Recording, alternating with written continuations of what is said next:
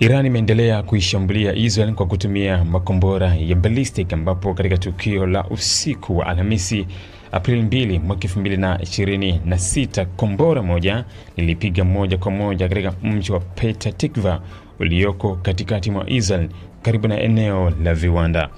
Tukio hilo lilinaswa kwenye video inayosambaa kwa kasi, ikionyesha kombora likishuka kutoka angani kwa kasi kubwa kabla ya kugonga ardhi na kusababisha mlipuko mzito.